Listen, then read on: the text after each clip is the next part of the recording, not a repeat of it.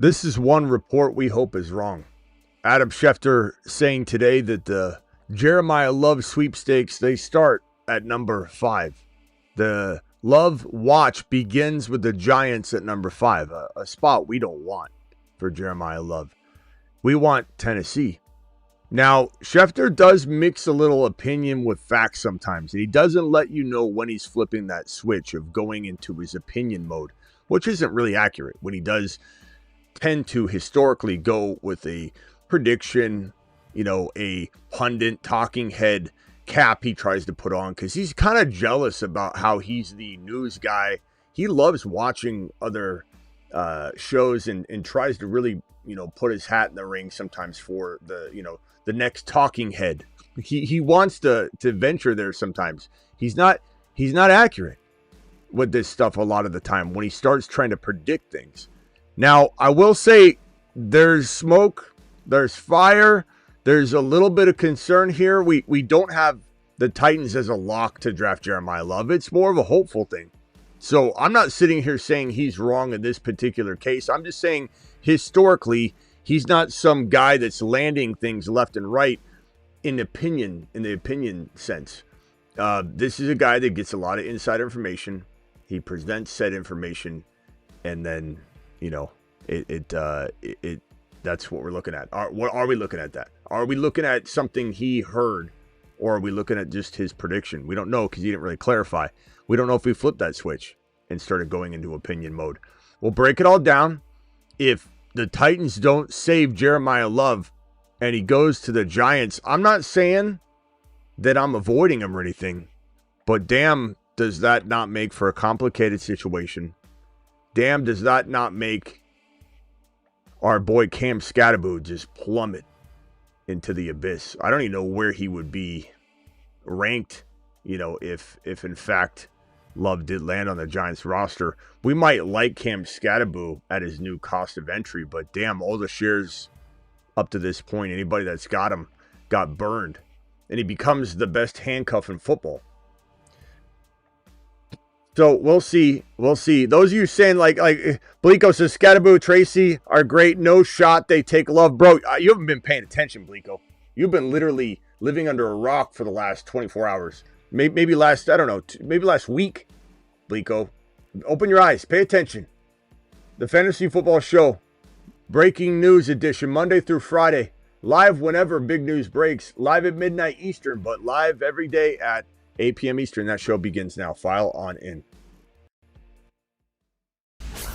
Live from the FantasyFootballShow.com studios. It's the Fantasy Football Show. Live! Monday through Friday, 8 p.m. Eastern. Smitty is also live whenever news breaks. Truth of the matter is smoke. There's smoke everywhere. There's no clear indication as to where the Giants are going. There's no clear indication whether the Titans are going Love, not going Love. I do believe that Adam Schefter is more dialed in than the average bear. We do know that. But we just don't know when he flips his switch, especially around draft season. He does this. So I predict that this will happen. And he doesn't let anybody know that there's no facts, evidence, phone calls, support behind it. He doesn't tell us when he's trying to play this game of becoming a talking head. I hope that there is nothing here. I hope he hasn't heard something. I hope he hasn't talked to somebody. There's the chance that he has. The Giants are more likely than not to grab Jeremiyah Love at number 5 if he's available. It's just, it is sounding more and more likely at this point. Now, is it a lock? No, nothing's a lock, and they could waver when they're on the clock, The Niners were supposed to take, they took Ricky Parasol, which was a last-minute decision. They didn't want to go in that direction, but they did. And teams will flip the switch and make a decision when they're pressured on the clock. And Cooper DeJean was supposed to be a Niner. Everybody knew it. Everybody wanted it. It was supposed to happen. And then they just ended up switching it up at the last second. The Giants are fully capable of wanting Love. They want to draft Love. There's nothing else. They fold the paper up like on draft day. It's in their pocket. And then the pressure of the day makes him go in a different direction. We can't control any of that. Nobody knows. Nobody has a crystal ball. Predicting what players land on what teams is probably the toughest thing in the world. To predict even the top 10 in order exactly is a near impossible feat. Just the top 10, let alone the whole entire first round. Giants want a running back. That is clear as day. Anybody suggesting otherwise in the chat hasn't been paying attention for I don't know how long, because they tried to go after Kenneth Walker. What was the sentence that I just read a minute ago from somebody? Said they've got Tracy and Scatterbooth. No chance. They tried to get Kenneth Walker. They tried to get ETN. The next best player is Jeremiyah Love, or he could even be better, but the next player in line is Jeremiyah Love, and they're sitting right in pole position. And if Schefter is right, they're going to have, I would say, a strong gravitational pull toward Love versus other players, because you're putting yourself in a position where you have Jackson Dart, Jeremiyah Love, and Malik Neighbors. You have one of the best tripods in the National Football League. It sucks for Cam Scatterboo. I don't know if they trade him at some point or they just say this is our Monty and Gibbs. And honestly, and I know that everybody says that, hey, Smitty, would you take Love? And I know it sounds hypocritical, and I say, yeah, I would. I would take him at 100%, take him, but I know how to use him. Harbaugh's decision making is questionable right now. I don't know that Matt Nagy's capable of utilizing Scatterboo and Love the way that Gibbs and Monty were used in their prime as Sonic and Knuckles. I think this is going to end disastrously for one of the running backs. I hope it doesn't leave both of them cannibalizing each other. Our best case scenario, if Love does go to New York, is that one of them falls to the wayside. Obviously, it's not going to be Love. You don't take somebody 5 and then use Scatterboo. But if they grab Love, Scatterboo would literally need to fall to the back burner. And I definitely think he'd be fun to use sparingly like Monty was used, and I think you could do it right, but I don't know that they will. Nagy's awful. Matt Nagy's awful. He's horrible. And Harbaugh might have passed Harbaugh by because he chose Matt Nagy as his offensive coordinator, and that's kind of showing incompetence on Harbaugh's part. Everyone excited about Harbaugh? I was at first, but his first course of action is to bring in one of the worst offensive coordinators he possibly could find. That shows inept thinking, and I don't know that the game is still... I think it's out of reach. I think the game's passed him by. I think this is why the Ravens wanted him gone. So, at this point, you hope the Niners draft Sadiq at 27? Marquez, you think Sadiq's falling to 27? I don't think so, my boy. I don't think so. Sadiq ain't going at 27. Probably going top 12. At least he should. No Debo to the... What's with this, the Niner talk? Who cares about the Niners? Vader's like, what about Debo to the Niners? This isn't a Niners show. All right, let's get to the rest of the news. Jeremiyah Love, Schefter says no. The watch for Jeremiyah Love starts at number 5. The only, real quickly, if we go back over to this board here, we want Washington to take him, but they've kind of been beefing up at the running back position, beefing up in a small way. Just like Ford.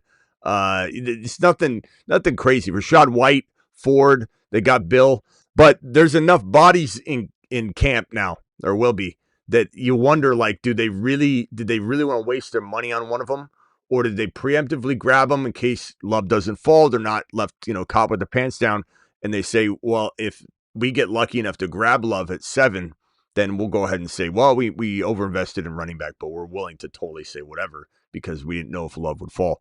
I hope that's the way this is going to work. ETN in ETN/Achane in New Orleans, they're not going near Love anymore. Walker in KC, I don't know if he's going to change his name to Walker. Walker and Achane. And I don't know, Judkins might become Jukans. Everyone's changing their name. Get prepared. Don't get settled in. Malik Neighbors? I don't think so. Now, Boris, don't get settled on any names. Joe Burrow. If Joe Burrow comes out and says it's Joe Burr, then we'll be okay with that because we've already said that. But we can't keep changing everything. Bijan at least gave us the go ahead to go back to Bijan. Thank God. But with ETN, I'm not changing it. But I am going to have to say Devon Achane every time because you're not going to know what Achane I'm talking about. But ETN, for those that have been living under a rock, I'm sure Blako has been living under a rock because he's living under a rock with the other take. His name is Travis Achane, not Travis Etienne, which is unbelievable. But we abbreviate it ETN. So in a way, we have a total argument to say, not so fast, Achane. You have been called ETN. You've been accepting of the ETN abbreviation. So it's ETN. It ain't going anywhere. I'm not changing it. I'm just not. That's his fault. He's had plenty of time. Where are we at? Another piece of news here. Hold on. We've got some news. We're going to probably go live on this topic later. This will probably be the lead for tonight's midnight show because I wanted to have its own standalone video. According to Adam Schefter, report hopefully Schefter's is off today. Everything he's saying hopefully is all opinion and not based in any fact. But ESPN, Adam Schefter reports the Dolphins have told teams that running back Devon Achane, the real Achane, the first Achane, is not available via trade. Wouldn't be the first time we've heard this. We are in the business of keeping good players, Niners say about Deebo Samuel. Trade Deebo Samuel. We're in the business of not doing this, not doing that. We're not trading A.J. Brown. Months later, A.J. Brown is not guaranteed to be on the roster. We've seen this song and dance before. BTJ's not trade. We're not trading BTJ. Any suggestions fraudulent? We've heard that song and dance before. Oh, hey, let's call up the mother freaking Jaguars and test that theory. I've got a first rounder for BTJ. Oh, his bags are already packed. How convenient. Send him on over, Red Rover, Red Rover. That's how easy it is. New England, go get it done. I'd love to see BTJ in New England. All these players are available. Stop with the nonsense, okay? Achane, most likely they're not shopping him. That's what I take from this report. They're not shopping him. It would take an offer that they can't refuse. But even more so, I think the reason why I don't think Achane's getting traded, I don't think he is. It's going to take a boatload. An offer that the Dolphins can't refuse would be something no team's willing to offer. But for everybody crapping on this team right here, this Willis Achane squad that had Waddle, and now Waddle is gone, which doesn't bother me as much as people think. They draft a rookie wide receiver like Tyson or Tate. This is a better situation than it was with Waddle. This is a good team in 2-3 years if they play their cards right. So there's a lot of upside here. I'm very, very excited about this situation from many different perspectives, but they do have to land a lot of their picks. But Willis, Achane, and Tyson, Willis, Achane, and Carnell Tate is fantastic. And at this number 11 overall pick, it's a strong likelihood, given Waddle's departure, that the Dolphins are going to go wide receiver here. I do sense a little Mekhi Lemon. I just, when I envisioned the wide receiver drafted, I could see them drafting Mekhi Lemon. I'm not the biggest Mekhi Lemon fan. In terms of where other people hold him in regard, in high regard, I don't see that. See, this is why Niner fans are just oblivious. Look at this right here. BTJ to the Niners. The Niners, the funny thing about Niner fans is they think that they can get like starters to be their backup. So like, why don't we just bring in Aaron Rodgers as our backup?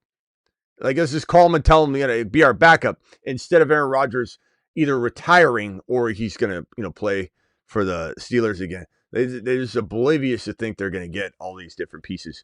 But back to the news. So we'll go on this. We'll lead with this, I think, for the midnight show. We got super chats piling in here. We got Husseini with a $5 hauler. Let me go check Rumble real quickly. see if there's anything there. I've got Landman in the building. I've got Hammer in the building. I've got, who else is there? I think Aldi's usually in the building for sure. And, yeah, 420 Man should be here shortly. Appreciate everybody over on the Rumble. Subscribe. We're almost at 7K on Rumble. What are we at right now on Rumble? We're at 6.85K on Rumble. We're almost at 7K on Rumble, ladies and gentlemen. Husseini, appreciate you. I smell meatloaf. Let's see what Husseini's saying. I pray Tennessee gets it done. Have a hard time closing my eyes and envisioning Love in New York. Titans jersey looks beautiful on him. I think it does too. The Titan blue, the new logo. Hopefully it happens. Schefter, I don't feel like Schefter has like a real grasp of the situation. I think this is a gut instinct he has and he's not clarifying. I can't stand when he does this. Because, like, if we're being honest, he is a connected man. You know, there's going to be a lot of things he hears, and he's got a contact list that gives him the right to say, hey, you trust me because I've broken things before. Of course. I mean, he's one of the first to break things all the time. Like, we can make fun of Schefty all we want, but at the end of the day, you know, we just can't take everything he says and act like it's law. But it's not good to hear. Like, we're here talking about Schefter saying the Titans, he does not expect the Titans to draft Jeremiyah Love. Here's the report right here. ESPN's Adam Schefter said he would be surprised if the Titans draft Jeremiyah Love. So that verbiage doesn't say it won't happen.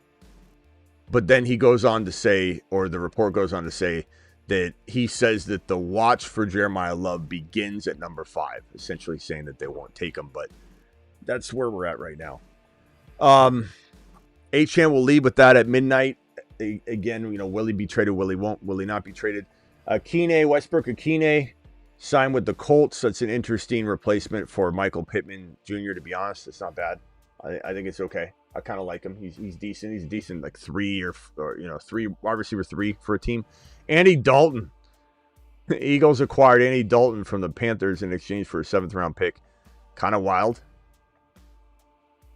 Big Red getting traded. Big Red getting traded. Man, Eagles going out on a limb on that one. This one here, this is a good little receiver here. Greg Dortch signed a 1-year deal with the Lions. This is a nice little signing. Lions got some good depth at the position. J-Mo, St. Brown, Tesla, Dortch. That's a good wide receiver room. Really good wide receiver room. This one is shocking. I don't know about you guys, but I had to take a second look here. Four-time Pro Bowler T.Y. Hilton has officially retired from the NFL. He announced on social media. What?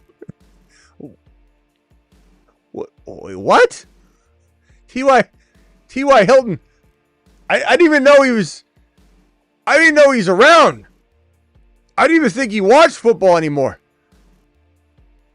Like, that was just wild. There are a few people that announced their retirement today. It was just like, bro, like, that's, you know, no one's expecting anything. Like, no one even knew that you didn't retire. Like, this is wild to announce it. I'm announcing my retirement. I just want to thank everybody. Like, bro, you have him. Where's he been? Dynasty trade Hampton and Burden for the 1.1 and take Love. Hampton and Burden for the 1.1. Real tough call. I think I'd rather have Hampton and Burden right now if you need wide receivers and you're not, like, oversaturated at the position. But, man, I love Jeremiyah Love. The only thing is, like, it's getting a little worrisome about the landing spot. But then again, it's like a month from now, we might be totally singing a different tune if he goes to Tennessee. Higher risk to go Love, but more upside to go Love. So if you're kind of a dice roller, Mitch, I guess I'd go Love. If you want safety, Burden's such a good player, and Hampton's gonna be a top 5 or 6 running back. You know what I'm saying? Like, the redraft value is probably in favor of Hampton and Burden. And then it's like, how long does it take for the rest of that, for it to catch up and Love surpass the duo? Max, appreciate the super chat as well. Max says, Dynasty PPR traded Hendy and a 28-1 for Achane. I'd rather have Achane. So Smitty approved that trade as well. And that's a guy that loves Hendy, but there's a certain value that Hendy has that you have to use in trades, and that's you made out on the deal, fair market value wise, bro. You've just been Smitty approved. BBQ dropping 20 gifted memberships. BBQ to the moon. Let him cook. I smell meatloaf. Hey, Ma, the meatloaf. Get my hand on the TV. Max, appreciate you. BBQ, appreciate you. Husseini, appreciate you. Money Mitch, appreciate you. And let me just check Rumble real quick because I appreciate my Rumblers.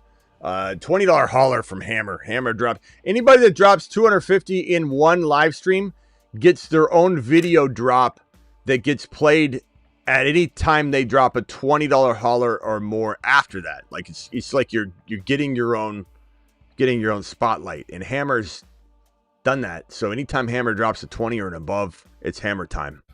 It's Hammer time.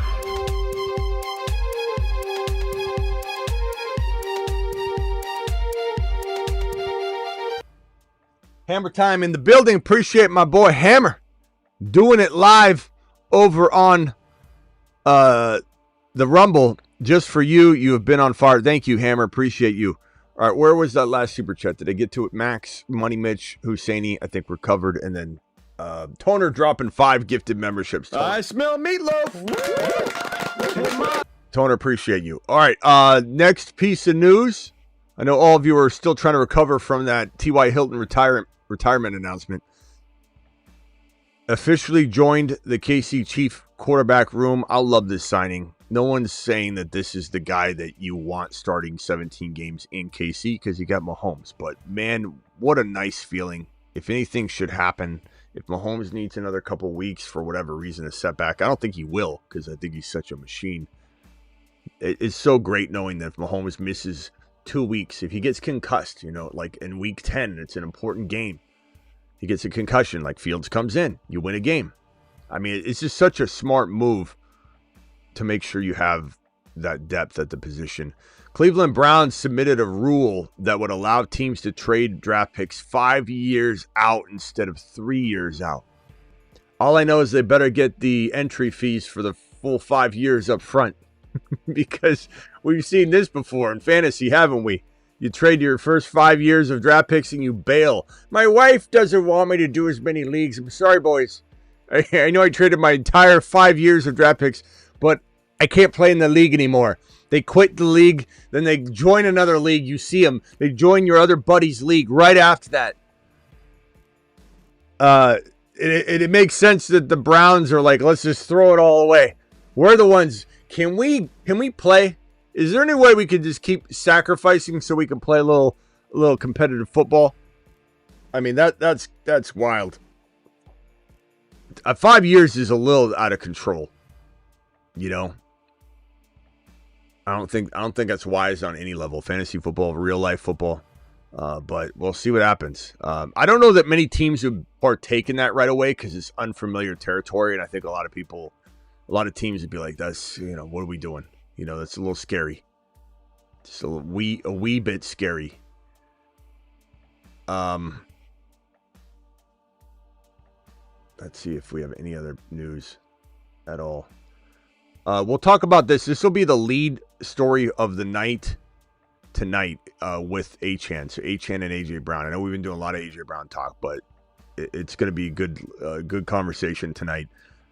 According to Michael Florio, the Eagles AJ Brown situation, talking about the Rams backing out of a potential trade that almost happened because they got scared off by some of the, as I'm told, preliminary medical research was done on AJ Brown's knees. I've told you guys for years AJ Brown gets more cleanup procedures in his knees than Hebrew Hammer super chats in a week. And so there's a lot of concern that his knees will end up catching up to him. And when you snip a lot on the meniscus, you're not repairing that. And it's kind of like if you imagine brake pads in a car. Like if you start cutting away at certain parts of the brake pad, like you're gonna have some sinking in going on one side. It's not going to be as stable. Or if you put on a bowling ball on a sponge and you just start cutting off corners of that bowling ball start to sink in more. It's starting to waver. So AJB has some knee injury concerns in the future, no doubt. Doesn't change my approach for a team like the New England Patriots, though. They need to go get him. They need to do it now. Even if you miss 4 games, doesn't matter. Like, you need to go get A.J. Brown. You got to do it. It's not doing it is a big L, a huge L. But we'll talk about that on the lead tonight. Phone lines are open. Dial in. Dial in. Dial in. Call into the show. Call into the show.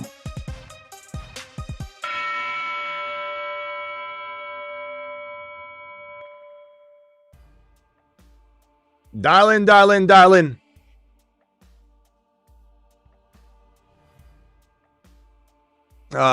Kodiak says a YouTuber in his socks, sitting at home, calling out Harbaugh, saying the game has passed him by.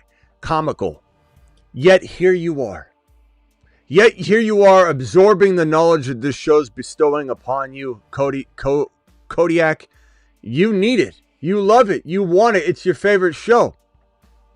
And here you are, and you're not even in socks, criticizing a man in socks who's criticizing a man in shoes. But here you are because I know what I'm talking about. Here you are because you're entertained. This is your favorite show. Now, I can change that for you if you want. You don't have to be here. So you let me know what you want to do moving forward. And you can either back it off, you can either backtrack like I know you will, or we'll just boot you. It's totally up to you. Okay. Dial in. Oh, the phone lines weren't open yet. I'm sorry. I apologize. Now they are open, so you can dial in, and we will take care of business. Whether you have a question around this type of stuff that we've talked about today or another, would love to hear from you. Terrible says he smells some meatloaf. You know what's funny about what you saying that is I 100% smell the Lou Molinati's pizza that Miss Smitty's put in the oven. You can actually get Lou Molinati's, which is some of the best pizza. Arizona has some of the best pizza in the country. Believe it or not. People don't think that. They don't know that. They don't know what they're talking about. But Arizona has some of the best pizza in the country. We have a lot of high scores from Portnoy. Super high. A bunch of 8s. I think we got a 9. Lou Molinati's, not only can you go get a 8.2 whatever out of 10 pie from Lou Molinati's in Chicago. It's a Chicago-based pizza joint that brought 3 or 4 franchises from Chicago to Arizona because Arizona has so many Chicago transplants that love the weather here in Arizona. So that's why Arizona has such good pizzas. We have a lot of Chicago transplants. So a lot of Chicago pizza ventures over here. But you can also get a frozen pie from Lou Molinati's freezer that, like, you walk in, you can get your pizza, whatever, but they have a freezer section like at the front door. And they're just frozen Lou Molinati's pizzas. But they taste exactly the same. They're like as if they were just going to put it in the oven, but they put it in a wrapping and put it in the freezer. It tastes no different whatsoever. And I've got one of those cooking right now, and I can smell it. And so you'll have to pardon me if I try and run out of here in T-minus like 15 minutes when I think it'll be ready, somewhere around then. I got Hebrew Hammer on the phone. Hebrew Hammer, thank you for the super chat, young man. Earlier, you dropping the, what was it, the $20 hauler. Appreciate you, my boy. What can I do for you? You're live. Hammer time. Yeah. I'm going through a draft right now. So because Waddle is now on Denver, is he a first round pick or no? I'm still trying to get clarity on first round pick and what? Never mind. It was last night. It was just disregard. Wait, what do you mean? The first round on what? You mean like in a startup, like a redraft, like draft? No. It was, I was making a point against someone, I guess, in the YouTube chat, and he was saying that. Oh, you're okay. Thank God. Yeah. That's like, did we lose him? Yeah. Where did we lose him? No, okay. You're making fun of somebody last night that thought Waddle was going to the moon. Okay. Point taken.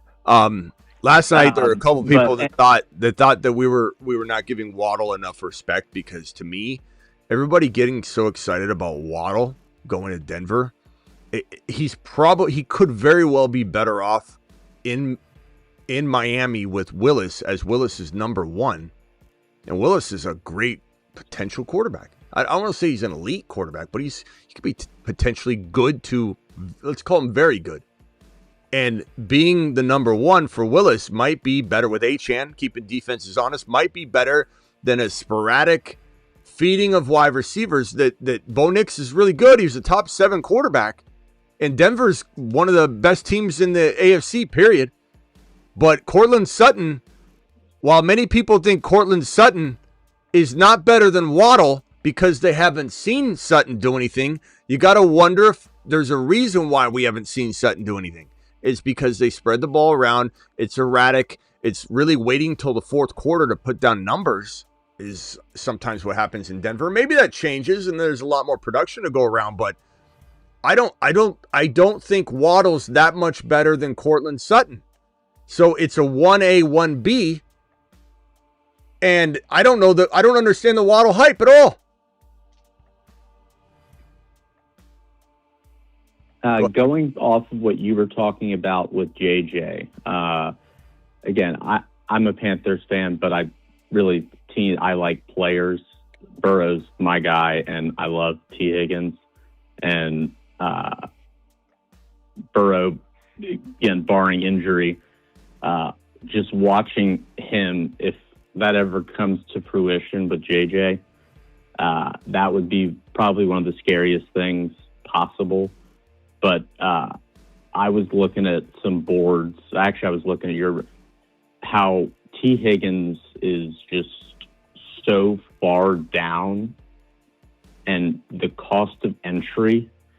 Like, I don't think people realize, like, Chase is more talented, but first read, Burrow always goes to T. Higgins. I wanted your take on T with a full. Because you actually, like, when you actually watch ball, like, I'll say this. I'll say this. I get what you're saying. Look, T. Higgins is probably the best part-time wide receiver 1 and one of the best in the league. He's not a full-time wide receiver 1.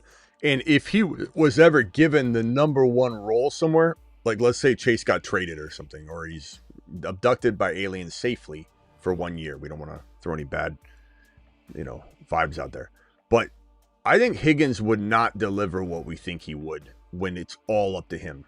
When defenses have a whole offseason to plan for him, or it's not like some temporary, he's the one for 4 straight weeks, he blows up in those 4 games. But I do believe T. Higgins in his role is one of the more dangerous best ball wide receivers. And I say best ball more than yearly because in best ball, you don't have to decide who you're starting each week. If you've got 7 wide receivers, T. Higgins probably gets nudged out of your lineup on more occasions than you realize. And T. Higgins jumps to the number 1 wide receiver spot on your team 4 or 5 times a year. So he's a spike week player that has tremendous best ball value that trumps his yearly league value. He's a little bit of a volatility in yearly league, but I love him. I think he's fantastic. He's super underrated. And honestly, a couple years back, the best ball winner who had Jamar Chase and T. Higgins and Chase Brown and Joe Burrow, I believe that all of those guys a couple years back, the championship game, T. Higgins nudged Jamar Chase out of the guy's lineup. And the guy won Best Ball Mania final week with Jamar Chase not even in his lineup because he got nudged out by the optimal scoring. And Higgins almost single-handedly won that. So he's so powerful in best ball. And he's a super underrated redraft player at cost of entry still. but he comes with a little bit more risk and volatility in redraft because you're going to get a lot of inconsistency. And Andy has trouble, he gets banged up a lot. Ends up playing a lot, but he ends up getting banged up a lot. He's certainly somebody that I don't want to venture off and everybody think he's going to become a 1. I think he's one of the better number 2 fantasy football wide receivers when things are clicking, obviously, and he can vanish and whatever, but he's the best part-time wide receiver one in fantasy football, or one of the best. That's my take on him. I like him a lot. And I see a bunch of you talk about Bane, shorthand Bane. We already did the measurement the other night. I think we did the where's my tape measure? We did the measurement the other night. Bane. Let me merge Bruce in. Hold on one second. Bruce, mute yourself. I'll be right with you, pal. Appreciate you. Bane, his arms. I want to say we measured 30 inches. Yeah, 30. It was like.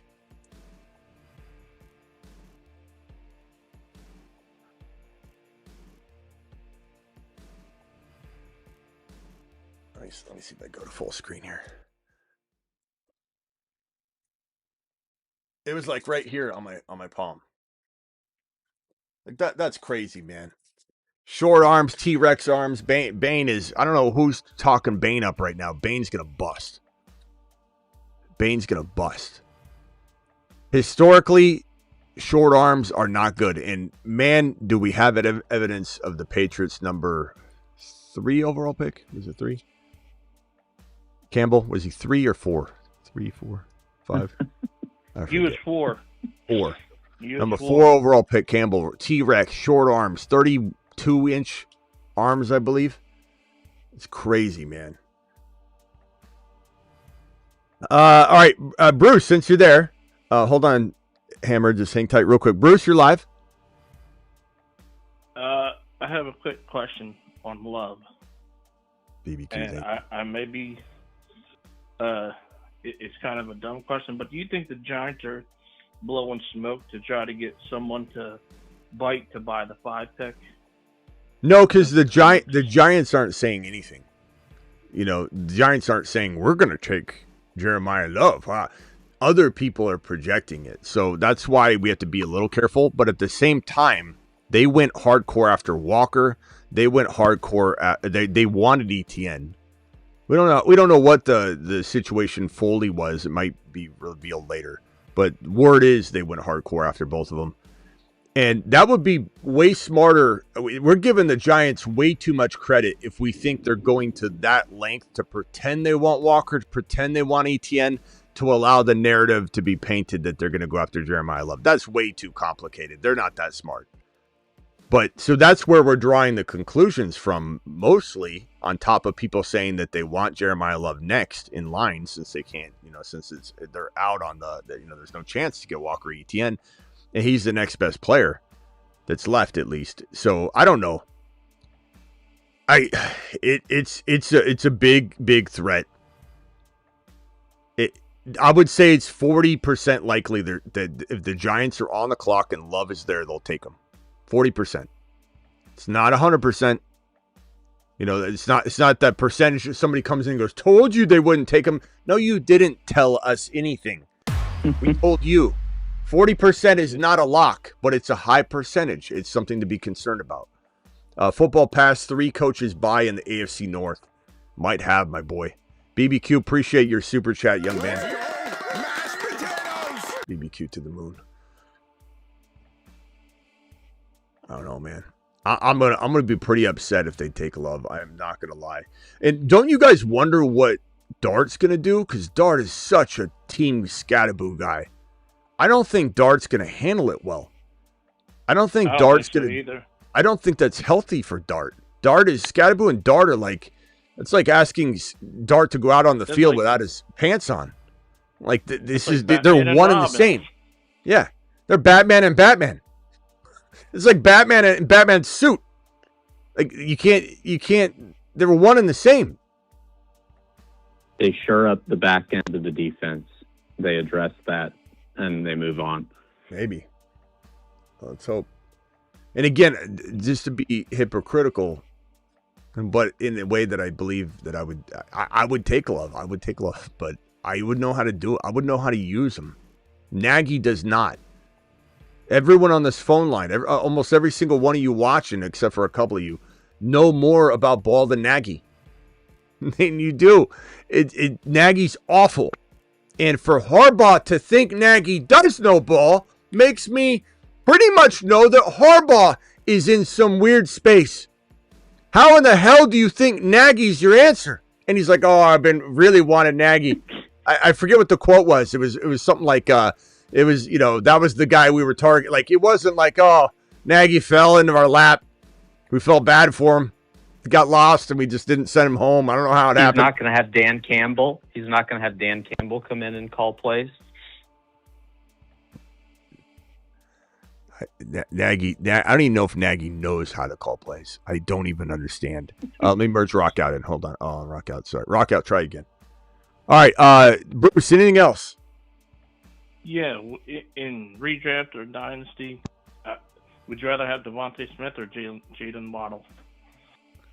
Jalen Waddle. Let me merge Rock Out in. Hold on. Rock Out, mute yourself real quick. I'll be right with you, young man.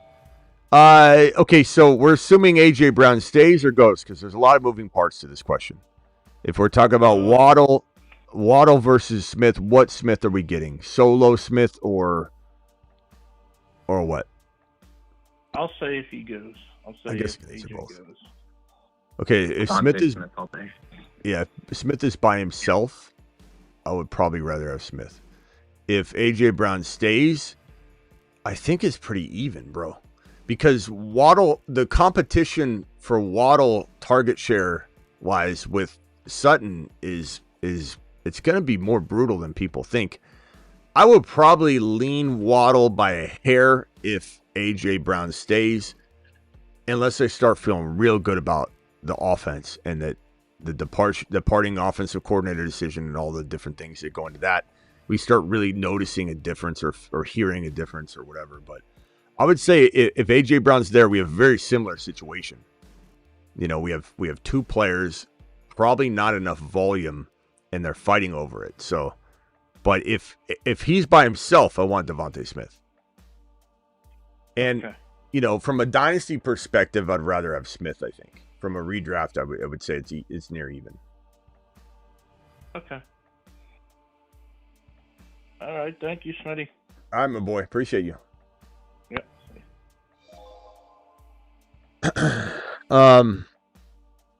John says, I told you you wouldn't go to Tennessee. John, you didn't tell us anything. Why don't you go get a coffee? Let me know when you're back, and I'll throw it on the floor and smash it with my foot because I don't drink coffee. But go get one anyway. Come back. You didn't tell us anything. The draft hasn't happened yet, John. We just went over that. We don't know if Schefter knows anything on this topic. He gets out of his own lane a lot of the time when it comes to the draft. When he gets around draft season, he starts trying to become a commentator. So, John, go get a coffee, 2 creamers, make it snappy. To Jupiter. Brees Hall is 8 foot tall. He will always answer the money. I don't know. Brees Hall, that video it like haunts us because I'll hit a button. It'll be Rock Out, mute yourself. We got a lot of reverb. I'll hit a button, like a check mark button or something. I'll hit this one here. Smitty approved. And Brees Hall's video just pops up. It's like a ghost video. It somehow finds its way into the most random situations. All right, go ahead, Bruce. Or I'm sorry, Rock Out. You can unmute yourself. It just gets so much reverb when you're not muted. What can I do for you, my man? Can you guys hear that? Could you see a situation with Love, as far as a team that has established running back, and they basically trade their current running back once they get Love? The Giants are the one that comes to mind the most. I just don't know if the Giants will trade Scatterboo, but that would be one of those scenarios. Cleveland's probably not going to trade Judkins, nor is there a market for that. No, I don't. I don't see it. Love will be gone. A team could trade in and do that, and then we're not like thinking like Minnesota, for example. I don't think he was taking like Jordan Mason or something like that, but like could they trade up and get into the mix, and then there's something going on there? Could Carolina do something with Chuba? I'd have to look at his contract. But past that, bro, or the Chargers, they're not getting rid of Hampton even if they traded and did that. But they're not doing that. There's a 0% chance of that. No, I don't see any market for any of these guys except for Tony Pollard. Whatever, that they could do something there or move on from him at least. Yeah, it's Scadaboo. I think it's the only player. Yeah. I mean, Cleveland, I don't think they could get anything for Judkins. I don't think anybody's trading for a guy that just suffered almost a leg, almost lost. Yeah, nasty. It's brutal. But I don't think that the Giants trade Scadaboo, though. I don't think they do. They could, but I don't think they do. And Dart would be so upset. He'd be so angry. Yeah. Is there a part of you that... Real quick, go rock out and then back over to Hammer. Yeah, that came to mind because I was thinking about what happened with the Lions when they traded Swift. Yeah. I mean, it's a good point, but I don't think there are any teams that feel like that except for Scadaboo, and I don't think the Giants would trade Scadaboo. But we'll see. All right, rock out. Final thoughts. I'm gonna then go to Hammer. I'll take another phone call or two. Then I'm out of here because I can smell that pizza pie. It's ready. It is ready. Go ahead, rock out. Final thoughts, and then I'm out of here.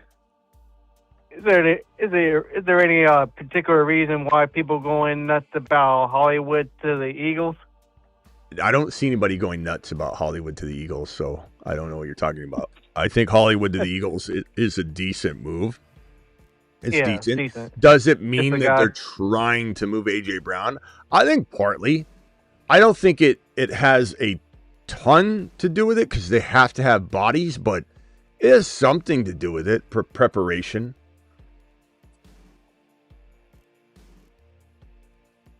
All right. Anything else, rock out? Call back at midnight. Could you then? See, appreciate you, man. All right, Hammer, final thoughts. Yeah, one last thing. I know Harbaugh's been a little all over the place. I would like to think and maybe give him the benefit of the doubt of understanding players and Dart, because this is going to sound, almost elementary, but like that could quite literally set Dart off. I mean, if like let's say whatever, and you come in almost talk about behind the eight ball. I mean, you could potentially lose the locker room. I'm not saying you don't recognize what's in front of you, but I think that is a huge part of that decision. I wonder if Harbaugh is thinking about that. I mean, I hope that he is, because I mean that's their franchise right there. So that was kind of my last little thought. All right, yeah. I mean, like I said, I don't know how Dart's going to handle it. It could be really devastating to him. It could really screw up things. We'll see, but that's the Giants, bro. I mean, they brought in Nagy. Like, do we think that they're going to think logically or be smart about this? No, they brought in Nagy. If anybody says anything to me, like the Giants wouldn't do that. They need defense. They brought in Nagy. Like Harbaugh brought Nagy in as his offensive coordinator. Don't tell me anything about, well, this doesn't make sense, or why would they do this? I'm not yelling at you, Hammer. I'm just saying in general. All right, Hammer time. Appreciate you calling tonight at midnight. I appreciate it. Later, bro. I mean, imagine thinking that there's logic at play here. These Harbaughs. I'm really hoping, I think everything in LAC is going to be really good, because you got to understand, it's not Harbaugh and, some shoddy offensive coordinator. It's Harbaugh and Mike McDaniel. So Harbaugh is able to be the way he is without screwing things up. But the Harbaughs are a little out there. It takes the perfect combination of coordinator Harbaugh we saw Lamar Jackson completely unlocked with Munkin and Harbaugh and a Harbaugh. A Harbaugh and Munkin's fantastic. Miami Mike McDaniel, now Malibu Mike with the Harbaugh is fantastic. But you get the wrong OC in there, you're not getting any production that you think you're getting, at least. How much can Jackson Dart, kind of with being off schedule and being the dog that he is, kind of circumvent the Nagy factor? A good deal. It's possible. That's why I'm not running away from Scatterboo, running away from Dart. Have you heard me say that Neighbors is going to be a bust? No. What you have me saying is I don't like the maximizing value of this situation. Is Neighbors going to be at his fantasy football best with Nagy and this situation? No. Will Neighbors circumvent it to still be maybe even worth his cost of entry? He could, very well. Could Scatterboo, if they don't draft Love, survive a Matt Nagy situation? He could. And again, a lot of this comes down to Dart. And Dart's going to have to find his way around this messy situation. Nagy's a roadblock. How can Dart navigate around said roadblock? Straight says, yo, Smitty, if you come to Massachusetts, come to my pizza place. I'll give you some award-winning pie. I'll try to remember that. You might have to remind me. If you see me go, hey, I'm going to Massachusetts, you'll have to say, Smitty, remember me, because I will have no idea. But I appreciate that, and I will be looking out for it. I'll try and remember. Never been there, though. Jeez. Let's go back over and see real quickly. All right, I'll take one more phone call, then we're out of here, and we'll be back at midnight Eastern. So if you want to dial in real quickly, now's your time to shine. Call into the show. Call into the show.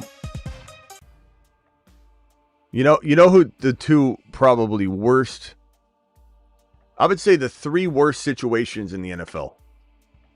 And again, the talent in the New York situation might circumvent this roadblock. Think of it like a river that's really strong, really productive. You could put a bunch of, water mill things in there and get power going and generate so much from this powerful, river. Let's say it's 10 feet wide and it's just flowing like wine, just awesome power. Then you put a big boulder the size of half of the river right in the middle. It's going to slow things, and they're going to have to go around it. But can things still get done? Yeah, but will it be optimal? Will the river be functioning at maximum capacity? No. But the talent's good enough to maybe still get things done. But it is a concerning situation. So, New York Giants, Nagy, one of the worst situations that I can think of, hampering situations. You've got Kaylee over in Houston as Houston's horrible offensive coordinator. And then you've got the New York Jets staff, which, honestly, how they still have... I don't even know how they didn't completely clean slate staff-wise. Like, these three situations, offense, I know the Houston defense was amazing, guys. It doesn't matter. Offense, both sides of the football, and offense, and maybe both sides of the football. A lot of concerns here. A lot of holding back of player potential because of this staffing conundrum. That how Kaylee stays as the offensive coordinator in Houston is so beyond me. It's like one of the dumbest things in the world. Rookie contracts count. Price makes more sense. I'm trying to read off some of your comments here. Some of the more interesting ones. Price makes more sense with Sharps there. And who knows how long Sharps takes. They're going to take a rookie. The Seahawks are going to take a rookie.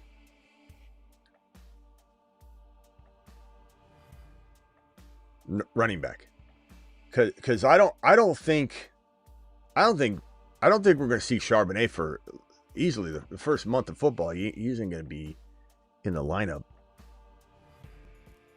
Eagle star A.J. Brown continues to hint at a potential trade. By the way, he's I don't know when the video was recorded, and this is why we're going to talk about Achane and A.J. Brown at the Graveyard Show. So roughly less than 3 hours from now, the Graveyard Show begins at midnight Eastern. And A.J. Brown's been hinting at New England Patriots. He says he's always been a Patriots fan. I think that video was today, or it got posted or reposted today, but it is recent. It's recently recorded.